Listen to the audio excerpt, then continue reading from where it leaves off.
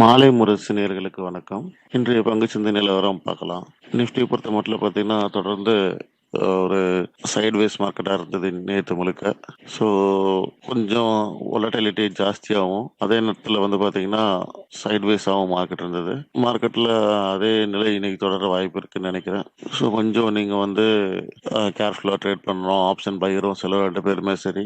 குறிப்பா bank Nifty வந்து பார்த்தீங்கன்னா, கொஞ்சம் ஹைலி வொலடைலா இருக்கு. ஸோ, ஆப்ஷன் பிரீமியம் ஓரளவு வந்து பார்த்தீங்கன்னா, நீங்க இந்த ஆப்ஷன் ஹெட்ஜிங்லலாம் பார்த்தீங்கன்னா, ஆப்ஷன் செல்லருக்கு ஃபேவரபிளாலாம் ஒண்ணும் பெருசா இல்ல.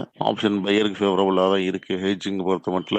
ஸோ, அதையும் நம்ம பார்க்கணும். 2 பக்கமும் சேர்த்து பார்க்கும்போது, ஈவன் இன்ட்ராடேல கூட அப்படிதான் இருக்கு. ஸோ, ட்ரேடிங் ரேஞ்சுன்னு பார்த்தோம்னு சொன்னா, ஆல்ரெடி நான் சொல்லியிருந்தேன் 21,800 வந்து ஸ்டாப் லாஸா இருக்கும். ஸோ, அத வச்சு தான் நிஃப்டி இப்போ பாசிட்டிவா இருக்கு. அஸ் லாங் அஸ் 21,800க்கு கீழ அது க்ளோஸ் ஆகாத வரைக்கும் நான் சொல்றது ஸ்பாட் நிஃப்டி க்ளோஸ் ஆகாத வரைக்கும் அது பாசிட்டிவா போறதுக்கான வாய்ப்புகள் இருக்கு. ஸோ, அது தொடர்ந்து அப்படியே தான் பாசிட்டிவா தான் இருக்கு. ஸோ, இறங்குனாலும் திரும்ப திரும்ப அது ஏறிடும். இன்ட்ராடே ப்ரெடிக்ஷன் அப்படிங்கிறது நீங்க மார்க்கெட் ஹவர்ஸ்ல நீங்க கொஞ்சம் டெக்னிக்கல் அனலைசிஸ்லாம் வச்சு, இல்லைன்னா உங்க ஃபினான்ஷியல் அட்வைசர் வச்சு நீங்க வந்து பண்ணணும். ஈவன் ஃபினான்ஷியல் அட்வைசர் இருந்தாலும் டெக்னிக்கல் அனலைசிஸ் வந்து ரொம்ப ரொம்ப இம்பார்ட்டன்ட். ஏன்னா ஒரு நிமிஷத்துக்கு நிமிஷம் வந்து இன்ட்ராடே உடைய மூவ்மெண்ட் வந்து மாறிக்கிட்டே இருக்கும்.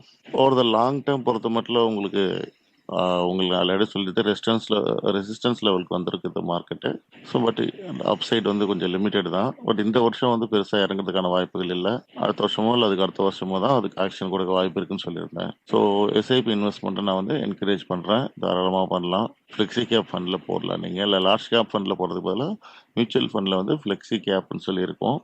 அதை சூஸ் பண்ணி பண்ணீங்கன்னா பெட்டரா இருக்கும். டைவர்சிஃபைடாகும் உங்க ரிஸ்க்லாம். நன்றி, வணக்கம்.